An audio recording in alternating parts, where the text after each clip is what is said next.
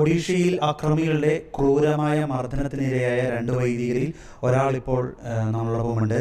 Father Lee നെസ്. അച്ഛന് 90 വയസ്സ് കഴിഞ്ഞു.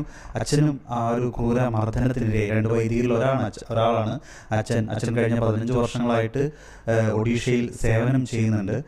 അച്ഛാ, കഴിഞ്ഞ ദിവസമാണ് ഒരു ക്രൂരമർദ്ദനം സംഭവിച്ചത് ഒഡീഷയിൽ.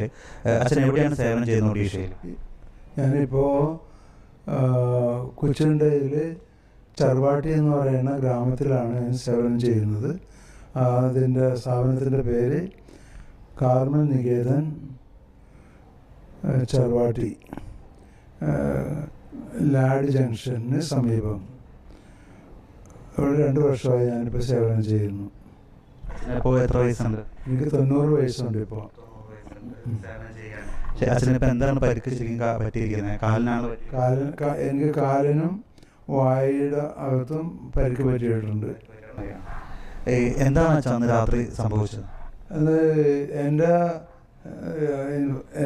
അറിവനുസരിച്ച് എൻ്റെ മുറിയിലേക്ക് ഇവർ കയറി വന്നത് ഒരു 1:30 മണിക്കാണ്.